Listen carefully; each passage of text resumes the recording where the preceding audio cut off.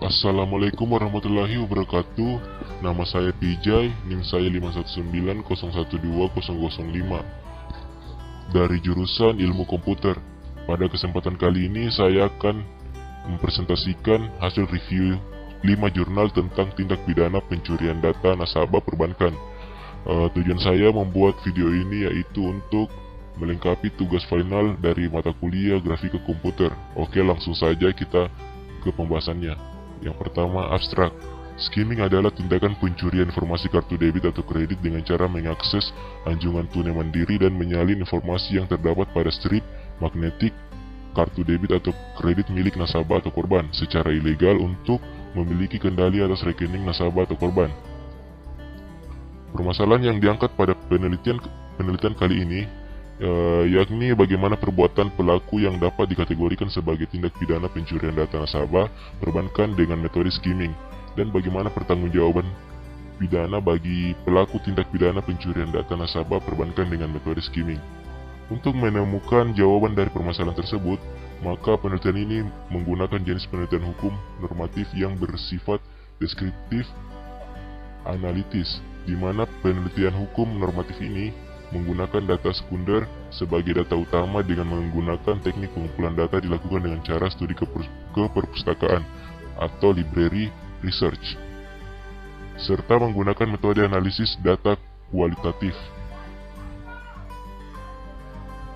Perbuatan pelaku yang dapat dikategorikan sebagai tindak pidana pencurian data nasabah perbankan dengan metode skimming yaitu pelaku dalam tindak pidana pencurian data nasabah perbankan dengan metode skimming menggunakan alat berupa skimmer, keypad, kamera pengintai, dan kartu debit tiruan, kemudian memindahkan data nasabah yang telah dicuri tersebut ke kartu debit tiruan milik pelaku, dan pelaku selanjutnya menggunakan kartu debit tiruan yang telah diisi data milik nasabah dan menguras habis tabungan milik nasabah yang ada di dalam tabungan.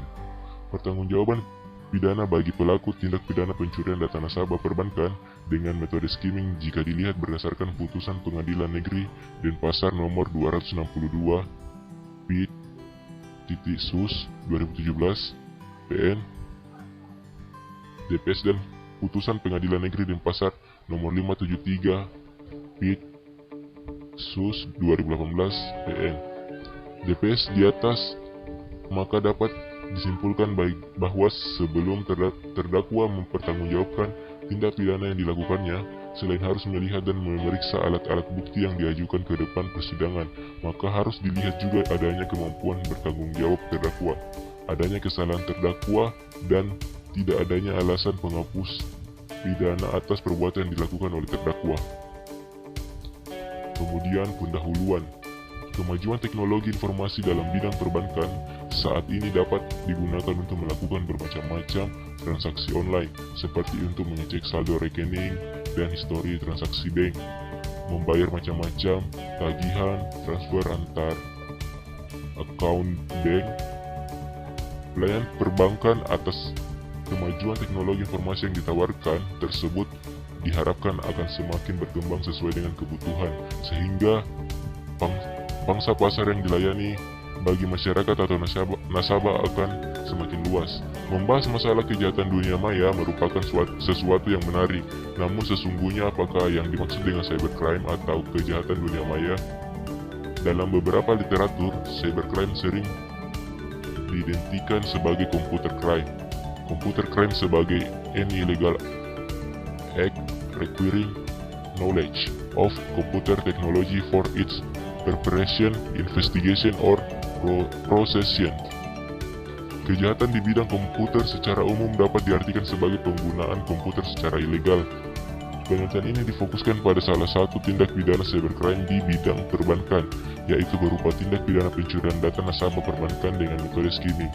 Skimming adalah tindakan pencurian informasi kartu debit atau kredit dengan cara mengakses anjungan tunai mandiri dan menyalin informasi yang terdapat pada strip magnetik kartu debit atau kredit milik nasabah secara ilegal untuk memiliki kendali atas rekening nasabah tersebut. Berdasarkan hal tersebut, maka diperlukan suatu kajian untuk membahas permasalahan hukum tersebut, sehingga penelitian ini selanjutnya diberi judul pertanggungjawaban pidana bagi pelaku tindak pidana pencurian data nasabah perbankan dengan metode skimming ditinjau menurut Undang-Undang Informasi dan Transaksi Elektronik.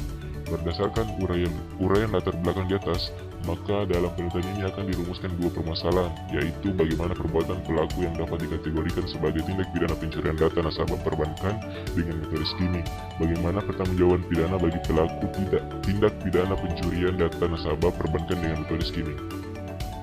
Jenis penelitian ini adalah penelitian hukum normatif. Penelitian hukum normatif yang juga disebut sebagai penelitian perpustakaan atau studi dokumen karena lebih banyak dilakukan terhadap data yang bersifat sekunder yang ada hukum. Norma-norma hukum yang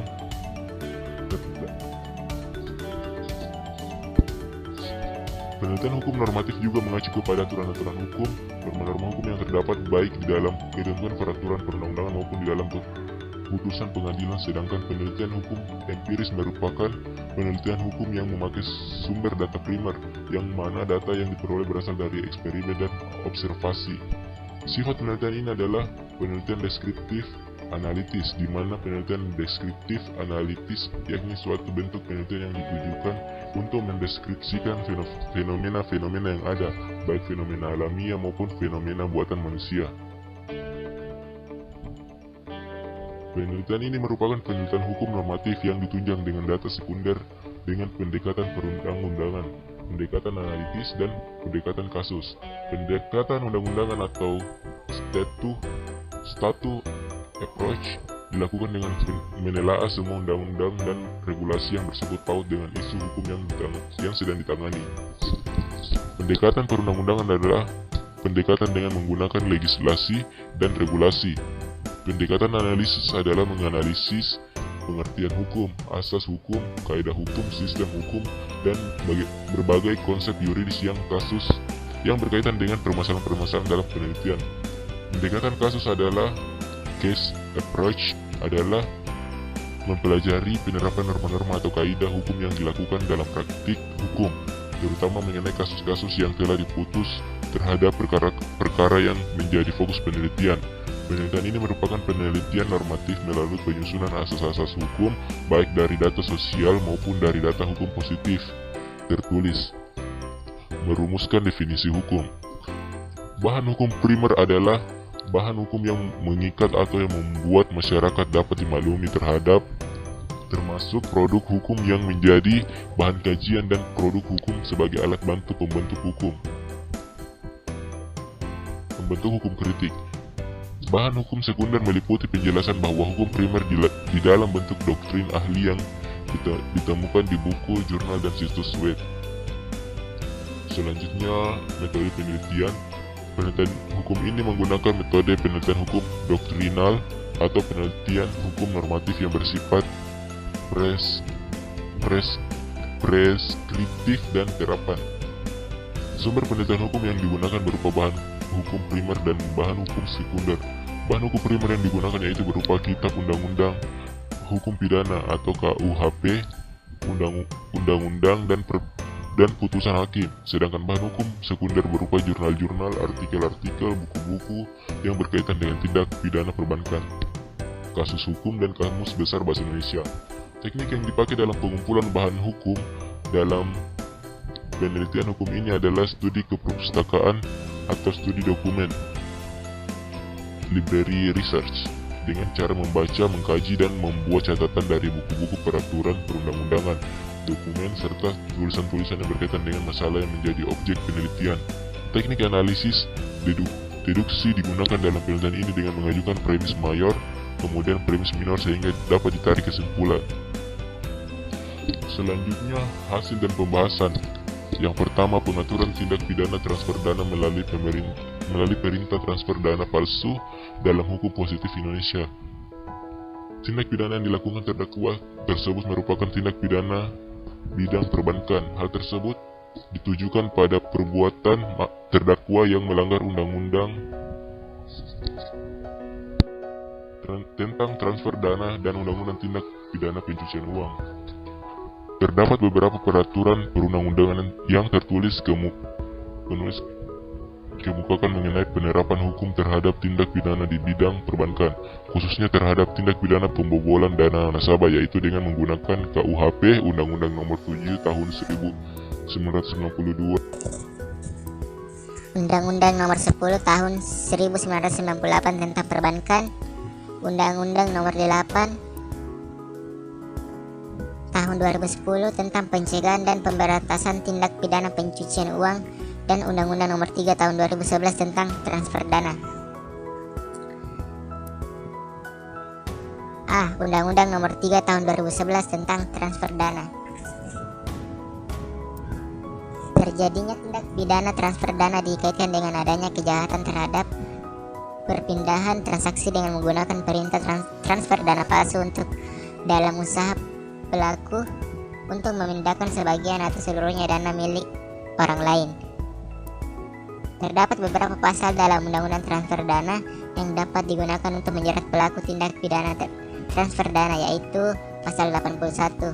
Untuk dapat dikenakan pasal ini maka harus dipenuhi terlebih dahulu unsur-unsur seperti unsur pelaku, yaitu sebagai orang yang dimaksud dalam ketentuan ini adalah orang perorangan atau individu yang cakap bertindak sebagai subjek hukum yang dapat dimintai pertanggungjawaban pidananya. Unsur dengan sengaja melawan hukum undang-undang, yaitu perbuatan mengambil atau memindahkan. Sedangkan dengan sengaja sebagian atau seluruhnya dana milik orang lain. B. Undang-Undang Nomor 8 Tahun 2010 tentang pencegahan dan pemberantasan tindak pidana pencucian uang. Tidak hanya tindak pidana transfer dana yang dilakukan oleh terdakwa, tetapi terdakwa juga dijerat dengan pasal tindak pidana pencucian uang.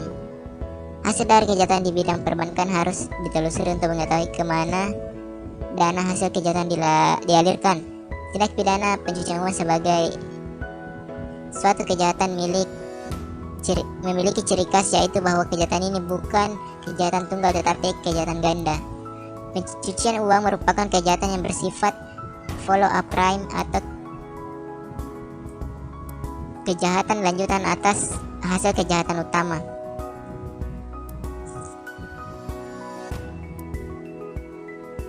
Dua, pertimbangan hakim dalam putusan Pengadilan Negeri Surakarta nomor 108 Pid Sus 2014 PN SKT. Pertimbangan hakim dalam putusan nomor 108 Pid Sus 2014 PN SKT, hakim mempertimbangkan dakwaan ke-1 primary, yaitu pasal 81 Undang-Undang Nomor 3 Tahun 2011 tentang transfer dana. Hakim mempertimbangkan bahwa dalam dakwaan kesatuan primer terdakwa didakwa melanggar pasal 81 UU RI Nomor 03 Tahun 2011 tentang transfer dana, yang mempunyai unsur-unsur sebagai berikut. Setiap orang. 2. Yang dengan sengaja melawan hukum. 3. Mengambil atau memindahkan sebagian atau seluruhnya dana milik orang lain melalui perintah transfer dana palsu. B. Analisis. Menurut analisis penulis, tindak pidana transfer dana yang dilakukan oleh terdakwa Didik Agung Hermawan menunjuk pada pasal 85 Undang-Undang Transfer Dana seperti yang terdapat dalam dakwa primer kedua yang diajukan oleh jaksa penuntut umum. Namun dalam putusan nomor 108 atau Pid Sus 2014 PN SKT, hakim menyatakan terdakwa terbukti dan bersalah melakukan tindak pidana sebagaimana disebutkan dalam pasal 81 Undang-Undang Transfer Dana. Pasal tersebut melarang perbuatan mengambil atau memindahkan sebagian atau seluruh dana milik orang lain melalui perintah transfer dana palsu. Kesimpulan. Yang pertama,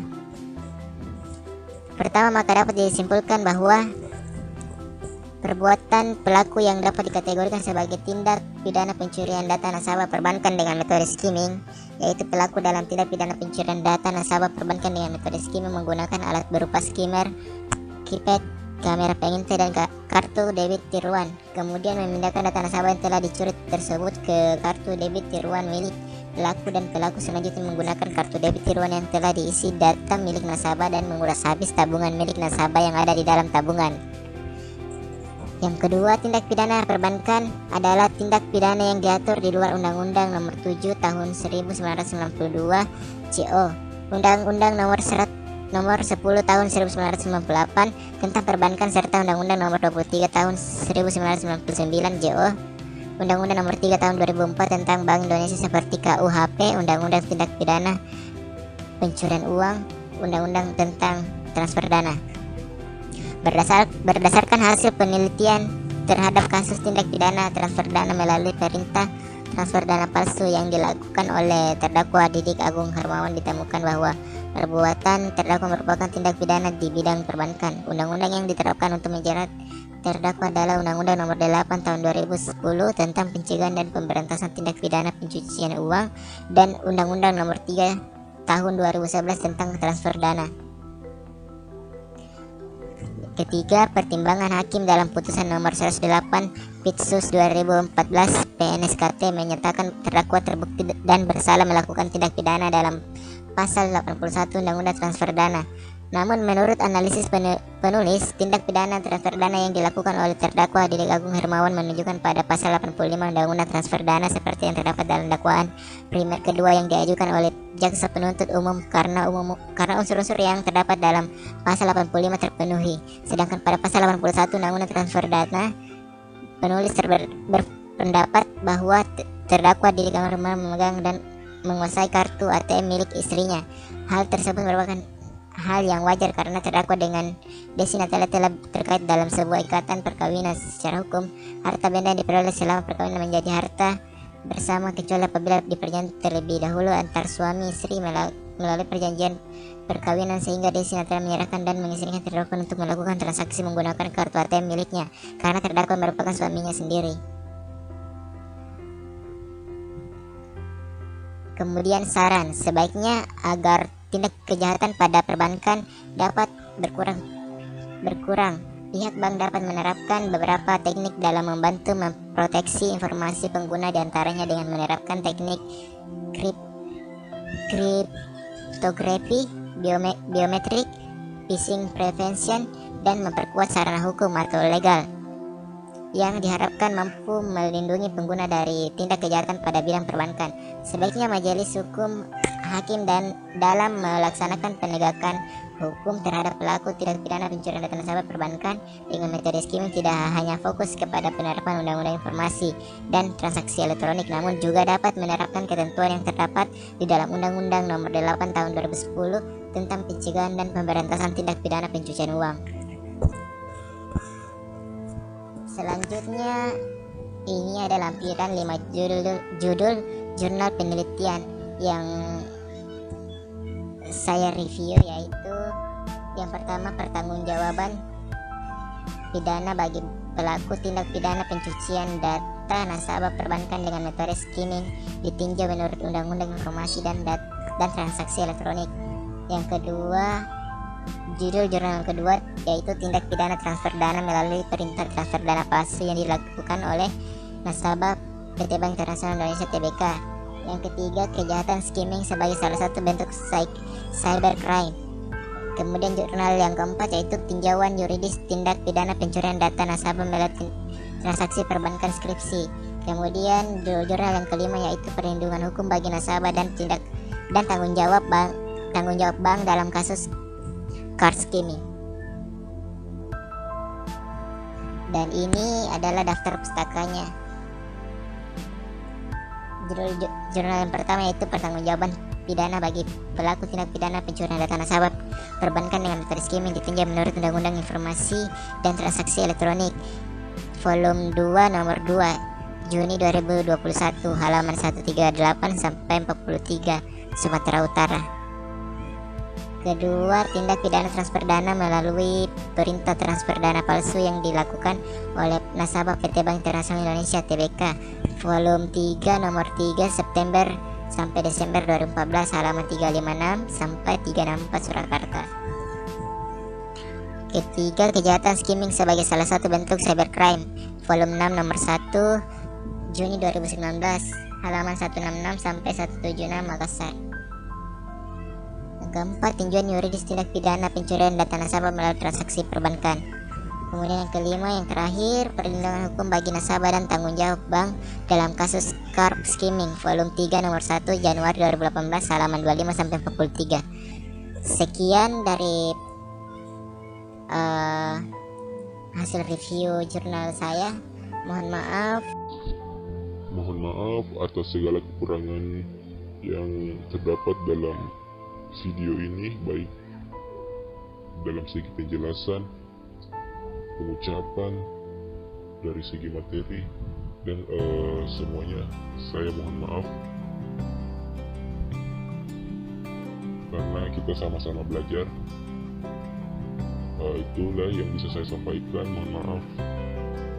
Sekali lagi saya ucapkan Assalamualaikum warahmatullahi wabarakatuh.